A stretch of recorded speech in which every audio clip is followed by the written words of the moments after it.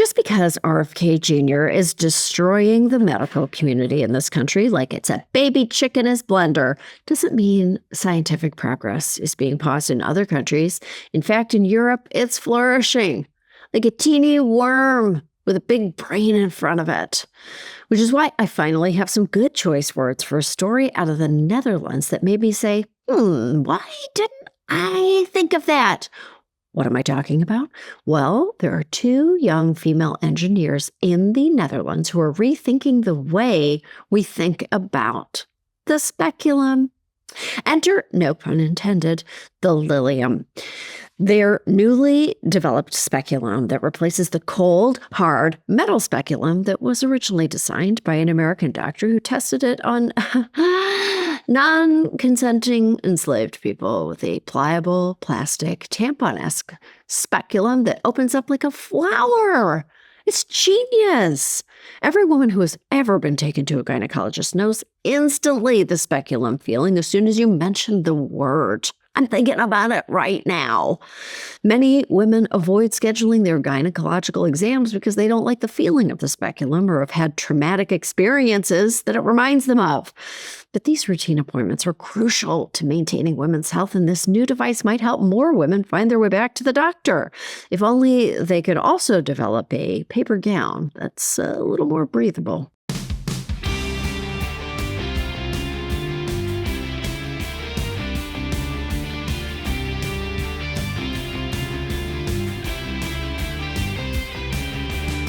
This is Choice Words. I'm Samantha Bee. My guest this week is actress and activist Piper Perabo. Check out her new show, Butterfly, on Prime Video. And also, I have to remind you that I'm taking my live show, How to Survive Menopause, back on the road this fall. West Hampton, September 6th. That's coming up. Red Bank, New Jersey, September 12th, Ridgefield, Connecticut, September 21st, Detroit, September 24th, and more great places you can find and get tickets for on SamanthaBee.com. So take a listen and make good choices, and let one of those good choices be me seeing you in person.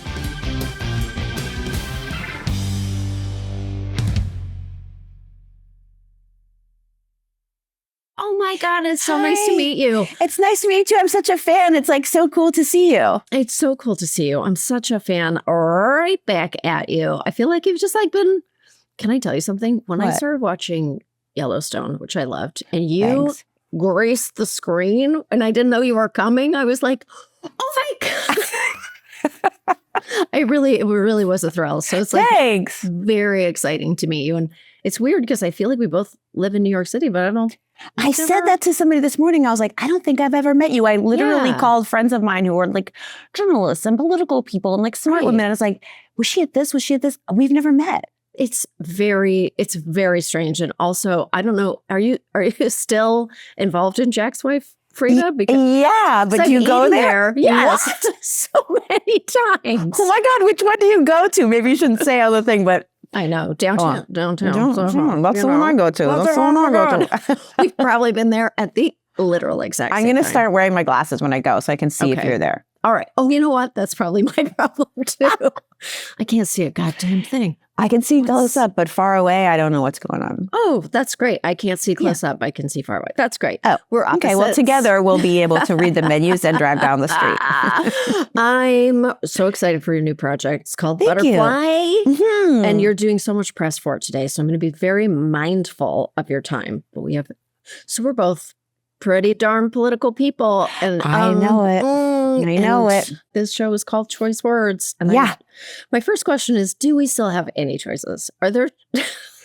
Oh my gosh, we have so many choices, and we have so many choices on the way. We have so many choices on the way. First of all, if you're a New Yorker, you know you have mayoral elections this year. We also have off-cycle elections in New Jersey and Virginia. So if you live in one of those states or you want to affect change, those are elections that you can get involved in.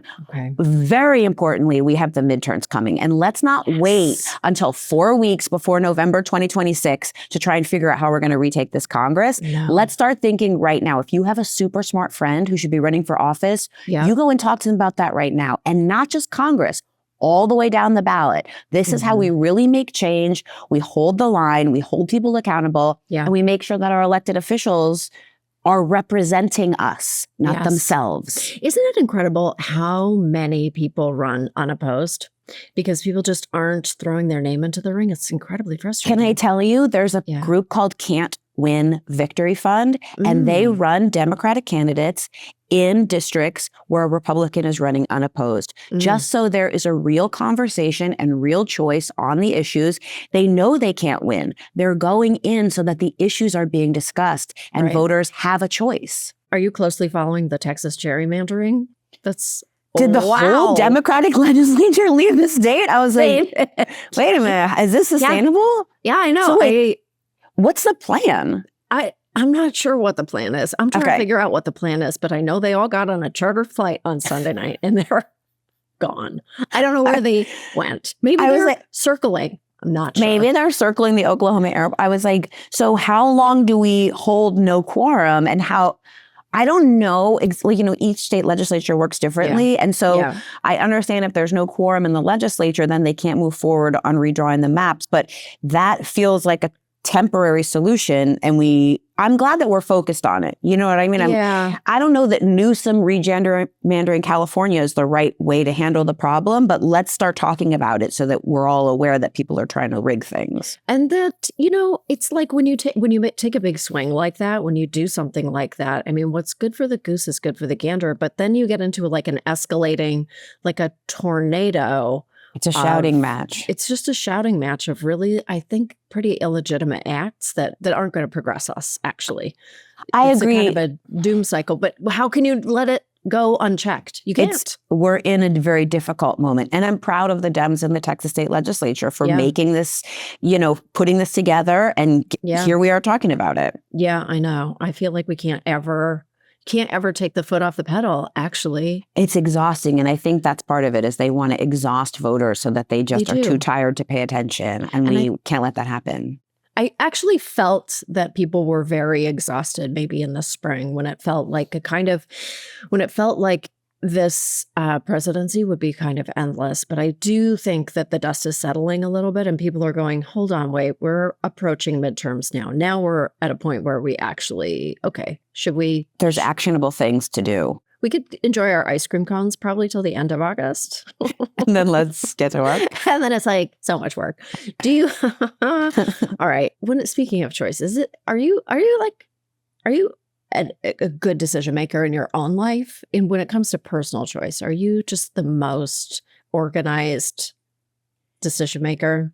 I'm pretty organized, but I think I know that I make better decisions in the morning. What? I've never heard anyone say that. Tell me everything. So, at night when I'm exhausted and from the day and a little bit decision fatigue, especially with emotional things or really meaningful things, I think it's not that I need to sleep on it. I just need a quieter world, a cup of coffee, a little bit of cool air. And I think if the decision can wait till the morning, it's okay. You don't have to be thinking about it as you fall asleep. Put it down. Right. Wake up, do what your morning steps are, and then take the decision. I want to know what your morning steps are. They sound so pleasant. A cup of coffee, because some cool air. Yeah, let's open a window and sit in the window and have coffee. And then after your first coffee, you can make that decision. Not during. Enjoy the coffee. You're in the restaurant world. Do you dream about coffee? You must love the best. I can picture you making the best coffee. I love a cup of coffee. When it's still cool in the morning, sweater over the pajamas, and then the coffee. That's a good moment. You're giving me coastal. This is just I think of myself as a coastal grandma because I'm a little older. So I'm going, I'm going to go be by the ocean for the next couple of days. Okay. I'm doing I told everybody I'm bringing full coastal grandma energy. Give me some coastal grandma, give me open that up for me just so I understand the whole picture. What you're describing, I'm talking about cozies with some a soft sweater Yeah. When you're just like double-handed, when you've got your 2 hands wrapped around a cup of steaming coffee and you're the first one up. And the birds are doing stuff. I also like the toast balanced on top of the coffee. We're going to go outside with the coffee, like the toast with butter and jam, like on the cup. On top. And then we're going to go outside and find the chair in the sun. We're doing that. We're the first. We're going to watch the beach come to life. We're going to see everybody's, and you're going to hear someone behind you and you're going to go, oh, the other people are awake. Okay. The spell. Okay. It's fine. I'm going to go make all my decisions. When you were a child, were you encouraged to make choices for yourself? Yeah, I was. I think I didn't realize it, but I know that I did, because when I made mistakes, my mom would say to me, instead of getting mad, she would say, "This is how you learn." Oh. I would get so upset sometimes because I made the wrong decision. Right. And she would always say, "This is how you learn." And so I think about it still when I fuck up. I'm like, okay, this is how you learn. That's good. Yeah. I think it's good to not think about, because I'm also make incorrect choices all the time. And I'm like, well, I don't know. I don't know if it would change it in the grand scheme of things. It's like, it is how you learn. And you learn a lot more from failure than from success. Success, you're so like fucking proud of yourself. You're not even paying attention. And failure, boy, do you pay attention. It really gets the alarm bells ringing. Real the teacher. Like, maybe I shouldn't go down that path again. That's broken. Is there a choice that you can point to in your life, a big one or even a little one, that you feel like changed kind of the whole complexion of your life, or like a little pebble that dropped into a pond and the ripples reverberated in a way that you wouldn't necessarily have expected? I really made a decision. I'm sorry to go back to politics again, because I know we started there, but when I heard the Access Hollywood tape, yes. I really stopped what I was doing. And I decided that I needed to pay a lot more attention. And I heard John Legend was doing some interview and said that he met Dream Hampton, and he wanted to get involved in incarceration reform and in that issue space. And she said to him, "You need to listen for a year before you say anything, because you're not educated enough to speak. You just have a big platform." And I took that really seriously. And so after the Access Hollywood tape, I showed up in any space I could get into, whether it was a march or a meeting or a lecture or a fundraiser. I was just going everywhere I could and opening up my phone book and asking people, like, how do I learn more about what's going on? And I really tried to just shut the fuck up and listen for a year before I even said anything. That's a very good way to just kind of frame the whole thing, because I think often people are intimidated to speak, but actually like giving yourself space to really learn first. And also to see the leadership that shows up. Like sometimes the leadership you see on social media or on the news, that's who's like in front of the camera, but that may not necessarily be actual leadership. Right. And so if you show up all the time, you're going to see who's really organizing the march, you know, and build relationship with them. And real relationships take time. You just realized your business needed to hire someone yesterday. How can you find amazing candidates fast? Easy. Just use Indeed. When it comes to hiring, Indeed is all you need. Stop struggling to get your job posts seen on other job sites. Indeed's sponsored jobs help you stand out and hire fast. With sponsored jobs, your post jumps to the top of the page for your relevant candidates, so you can reach the people you want faster, and it makes a huge difference. According to Indeed data, sponsored jobs posted directly on Indeed have 45% more applications than non-sponsored jobs. Plus, with Indeed sponsored jobs, there are no monthly subscriptions, no long-term contracts, and you only pay for results. One of the things I actually really love about Indeed is that they have absolutely everything you need to hire in one place, okay? Resumes, messaging, scheduling. No more posting on message boards, emailing back and forth with the resumes, trying to keep track of who said what, when they said it. Indeed just makes hiring simple, which allows you to hire faster. How fast is Indeed?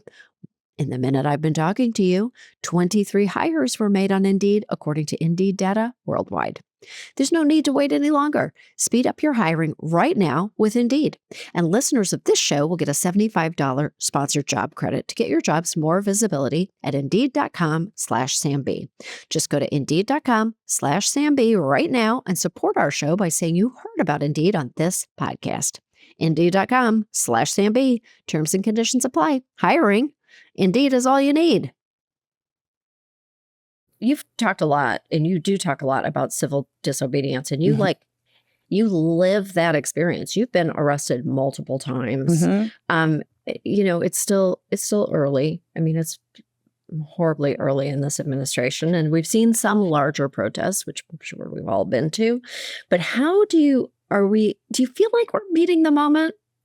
Instinctually, I feel that we're not meeting the moment. Right. But I'm giving us all some grace because I'm not sure we've seen a moment like this before. Right. This is a new moment. And I want to respond in a thoughtful way, not in a knee-jerk way. Right. I think he wants us to respond in a knee-jerk panic. It's part of that Carnival Barker show. And that's not really how you make change. Right. And so sometimes it's frustrating because it feels like we're moving at a glacial pace. But if you're trying to change society, maybe you want to move at a glacial pace, or maybe a little faster than glacial. Would you ever run for office? Do you ever consider that? I mean, I really love my job. Yes. I feel really lucky to have this job that I always wanted. Yeah. And I think what's fun is, as a voter and as a citizen, I can say whatever I want. Right. I'm not representing a group or a constituency. I'm just a citizen. I'm a voter. Right. And it's fun. Well, that does give you more opportunity. I mean, that's very true. Although, do you feel constricted at all? Do you feel constricted? I feel like the world, actually the entertainment world too, is compressing a little bit. It is kind of like the walls are closing in. I feel like we're all in the garbage compactor on the spaceship in Star Wars, and I'm really it's getting tight in here. It's getting tight in here, and there is some type of robot snake swimming around underneath the water. Do you feel that in your own life? Like, you are out in the public eye. Do people ever try to hush you? Have you experienced that? I mean, God, I'd like to ask you the same question. Oh boy. Well, the answer is yes. And how do you respond when they try and do that? I guess it depends on what the stakes are. Right. I think it depends on the stakes. It's like when I'm not on television right now. I don't have a show. So that tells you pretty much everything that needs to be said. But we definitely experience that on the show, and you're always kind of, weighing responsibilities. You're like, well, I guess we could not have a show and all these people would be out of work. Or should we pull the graphic of the elephant giving birth, which was a graphic, but I felt true to nature. Do you know what I mean? Happens every day. It's just an elephant vagina, folks. Let's all grow up. You know what I mean? All take a deep breath. Let's be. You like elephants, don't you? We love baby elephants. Want to see one be born? And of course, when I had a show, they were actually very good about letting me express pretty much whatever I wanted. But there were times where I would say, not censorship, but the hushing came because of advertisers. Turns out advertisers don't have a tremendous appetite for wild swings and big opinions. I mean, I think it depends who's hushing you. Yeah. You know what I mean? If somebody who's really learned on a subject tells me before you speak out on that, I think there's a lot more education that needs to happen. Of course, I'm going to really take that seriously. If somebody who has a different opinion is screaming, that's not really a useful conversation to have. It seems to me you're so active. You're so knowledgeable. How are you receiving information? In what form do you take? Do you read as you're sitting in your cozies with your toast balanced on your coffee cup? Are you reading the paper? I'm still reading the paper. Yeah. I get a little nervous these days with Gaza and the war in Ukraine, the images that are coming in are so scary and you don't know on television news, like what's the next story, what's the image they're about to lead with. So I feel like I take in my information from the newspaper because I have a chance to take it at pace. I see a headline before I see an image. And also I listen to National Public Radio. Yes. And I listen to the BBC. Like, I still find the old forms of journalism with journalists that I know, trust, can look up. I know this is, I know I can trust the AP. Yeah. And these are like trusted sources. And if I'm reading a wide swath of them, I'm seeing, and also I'll say, like, in social media, I started following journalists that I think are smart. I think Clarissa Ward is very smart. She was the only woman in Syria at one point. She's a CNN foreign correspondent. And I thought, she's on the ground. I really want to hear her reporting. She's putting herself in danger to bring us this information. And I want to hear what her reporting is tonight. So there are journalists that I follow on social media. So even when they're not on screen, I'm following what they're reporting on. Right. So like a diversity of sources, but very super vetted, super credible. Yeah. And I do feel like there are people probably in your own life and people in my life who have kind of go down conspiracy halls in a way that is sort of a problem. Well, I mean, social media is so new and powerful and can be overwhelming if the algorithm comes at you. So like, I try to be graceful with that, but also say like, oh, probably we're not leaving for Mars tomorrow. Probably not. I didn't read it in the New York Times, so I think I'll wait for them to do their reporting out on that issue. Yeah, I'll just say like, oh, can you send me where you read that? Can you send me that? I'm speaking only of my father, who sends me theory after theory. And I just go, I think I'll believe the aliens are coming when I read it on the AP. Right. When the BBC is reporting it, let me know. Then I will head to the bunker. Prior to that, you also do a lot of work around gun prevention. We are recording this after the very recent shooting in New York City, which was just horrendous. And Montana. Oh my God. Yeah. Yes, Montana. It just feels like we could have this conversation on any single day or at any hour, and there will be another city and another horrendous event to talk about. But you've been involved in the Show Your Safety movement, which tries to get a more responsible portrayal of guns on screen.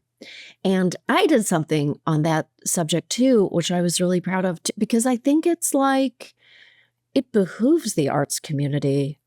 It's so prevalent. It's what everybody is ingesting, images of guns on screen. The least we can do is show somebody putting their guns in a storage locker. Yeah, safe storage. Safe storage. Like, we could be perpetuating this message. Exactly. Wait, what did you do? I did a video tutorial about, like, for the industry, an industry-wide video, and it was about just responsible portrayals of like gun handling on screen. Thank you so much. It's not that hard to do. I also think like there's like, if you're in the industry, there's real practical things that you can do. Like a lockbox should be a thing that's always on the prop truck. If you're doing a show with guns, it's like the Chinese food container, you know what I mean? And the umbrella. It's like there are things that we always keep on the prop truck. So if we need them, we have them. Yeah. And a lockbox should be one of those things. Exactly. Have you actually seen any progress? During the Biden administration, I went to a meeting at the White House where there were a bunch of showrunners and writers with the Brady campaign. And we talked about best practices that we want to try and show more of on camera. So when you see a hero taking a gun out in their home, they take it out of the lockbox and the ammunition is in a different locked place. And we're not saying take the gun away. We're just saying responsible gun ownership. And I feel like you said, it's the least we can do. And they did it with cigarettes and seatbelts. There's no reason why we can't do it with guns. They did it so successful. I mean, listen, like, we definitely are a nation where we sometimes have to be legislated to do the right thing. I mean, seatbelts, like, they had to work that message for so long. And then finally they were like, actually, we just pass a law. I remember personally as a child rolling around on the seats of a Pontiac Duster. You take a hard left and everybody goes on one side of the car. And mercifully, $150 fine or whatever was really all it took for everybody to go, I guess we're belting. I know. I guess we're belting. I remember in my high school prom, I pinned this course, like a boutonniere. The boy gives you the thing you put on your wrist and then you pin the thing on his lapel. And I pinned it on. I was so nervous to be that close and pin the thing on his lapel. Yeah. And then we get in, he borrowed his mom's car. So we get in the car and he puts his seatbelt on and crushed the hole. And I was like, seatbelts. I know it's important, but. Your carnation. There you go. Your carnation's a mess. Oh my God. Okay. So tell me about the new show. Tell me about Butterfly. Because I feel like, please give me something to escape into, as I escaped into Yellowstone, which I watched with hunger every night. Glad. I was like, horsies, landscapes, big sky. Tell me about Butterfly. Tell us all about it. Well, I'll say, if you like Yellowstone, there is a similarity in Butterfly in that it's really a big world that you can escape into. Thank you. It's based on a graphic novel. And when Daniel Day Kim, who plays the lead and is also the executive producer, bought the graphic novel, he's Korean American and for a long time has wanted to do a Korean American co-pro. And so they changed the setting of the TV script so that it would happen in Korea. Okay. And Seoul, and we filmed in 20 different cities all across Korea. Oh my God. It's not an overshot place. I feel like there are countries that we've seen spy shows, a lot of Western Europe, that you've seen shot again and again and again and again. And I feel like the back alleys of Korea, the mountains of Korea, the southern coast of Korea, these are really big new worlds for a spy genre. And you can really lose yourself in this show. Oh my God, I cannot wait. I love, actually, the most amazing stuff is coming out of Korea. And I do love, and it's making, and I watch it with my kids and we're all like, why aren't we going to South Korea? I think the next big family trip, we gotta go. You gotta go. The food is incredible. And there is a K renaissance happening between K beauty, K-pop, K-drama. It's really something extraordinary that's going on there right now. And so many of the actors are Korean in our show. The entire crew, we shot it all in Korea. It's really cool. Oh, this sounds so cool. And you went to Comic-Con. Okay, was that your first Comic-Con? I went to Comic-Con once, maybe 10 years ago, but not with something that had source material out of the comic book world. So these fans, they really know their stuff. And they're excited for a new world. I think, they're very versed in DC, Marvel, blah, blah, blah, and all the lore that comes out of it. But it's fun to have a new world to work on.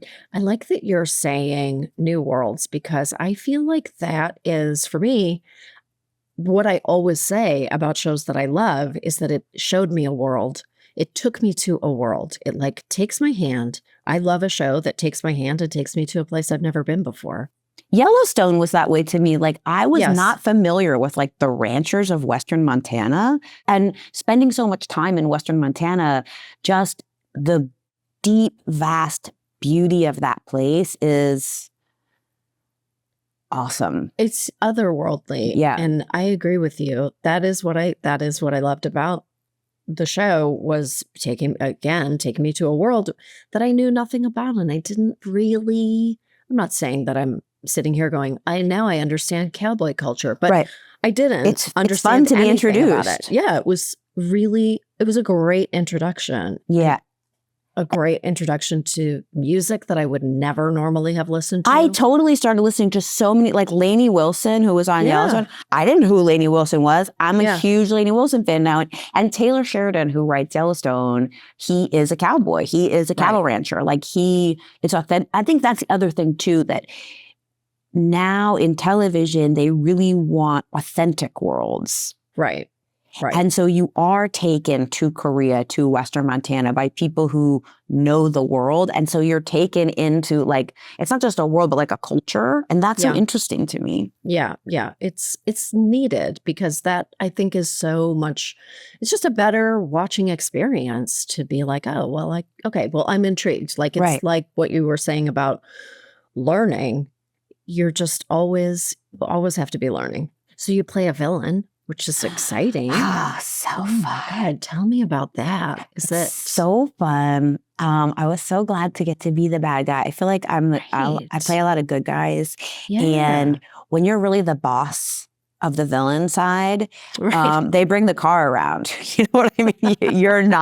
You do not have a sniper rifle and have to carry like your ammo bag yourself. Right. It's really comfortable to be the bad guy boss. I really enjoyed it. I was happy to let Dan do all the fighting. Did you get the best outfits too? I feel like the villains get the best outfits. We decided as part of the like K integration of the show, the K-pop boy band culture has its own beauty laws and aesthetic. And so we used the up-and-coming suit designers from the K-pop boy bands to do all my suits. So everything I'm wearing is like young Korean designers. And it was so fun and interesting, you know? It's so fun. I feel like what you're saying, there's so much fashion coming out of South Korea that's like incredible. Like cutting edge, super interesting. Like, and that aesthetic, it's really their own. Like when you see a K-pop band, you know immediately who they are. Like their beauty aesthetic is unique. Yeah, it's unique. My daughter's in fashion and I'm like, oh, you got to look to like, she's just starting out. She's in college for it. What, she's studying it? She is. Yeah. She's in college learning. She's making all her own. And I'm like, we got to go there. We got to go to Copenhagen and we got to go to South Korea. You should go. See like what Gangnam. I mean, Gangnam is the like glass skin. I know. It's incredible. I know. It's incredible and beautiful. Don't you? I think it's so beautiful. It's so different from how I feel like I'm older than you, but I grew up going like everything was matte. Everything was matte everything we do like matte and contour. And they want it like round and glass. Like that pearl face is what they're going for. And like it was just an education. And it was so fun to go and look around. I mean, it's definitely different. I loved it. You should go. I know I got to go. I've been looking at everybody's skincare regimens and I'm like, what is everybody going to bed in? There's so much gear.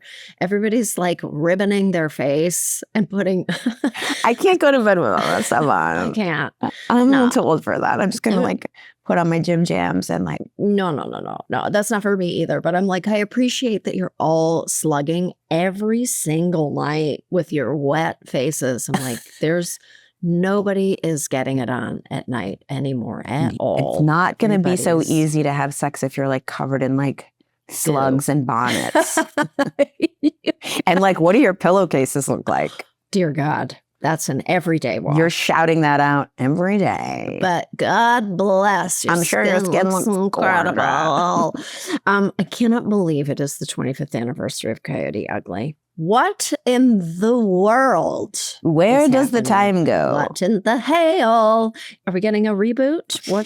A reboot? A boot. A reboot.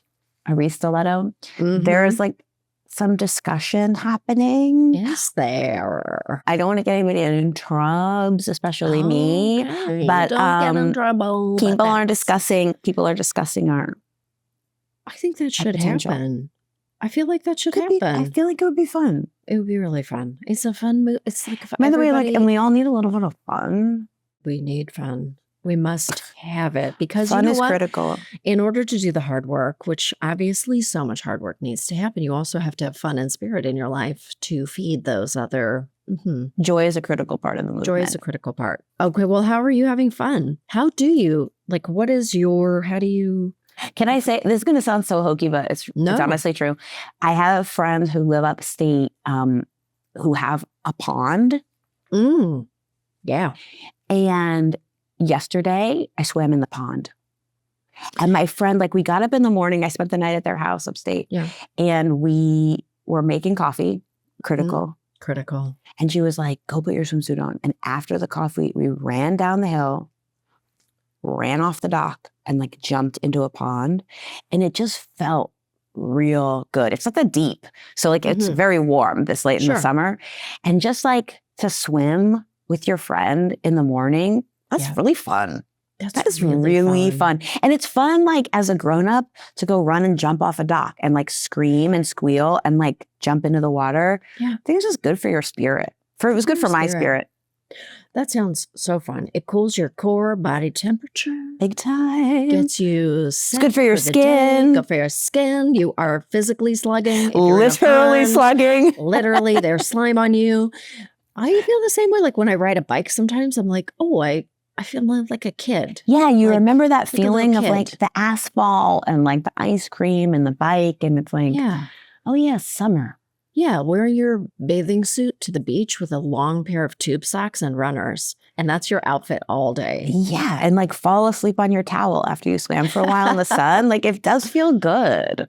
Tapping into that is going to help us all. Okay, I'm so excited for Butterfly. I want to thank you for carving out a piece of your busy day. I was so excited to talk to you. I think you're so smart. I think you're so cool. I hope you have so much fun at the beach. Oh boy. Thank you so much for talking with me. Grandma vibes. Like Butterfly, we're doing it. Please, I'm going to need like pictures of grandma vibes. Like, please send me like your greatest fit. Okay. It's going to be all shades of beige. Fine. Beige and cream. Fine. You know what I mean? I'm loving Blend that. Into the sand. Neutrals and minimalism. That's right.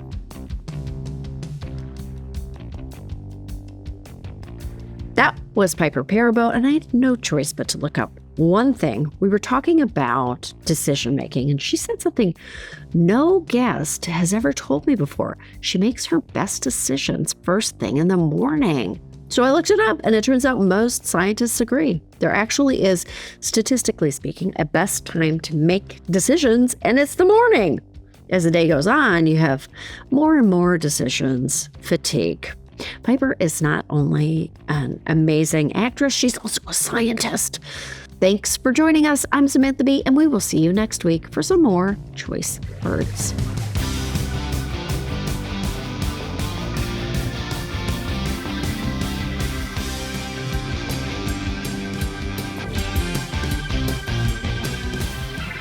Thank you for listening to Choice Words, which was created by and is hosted by me.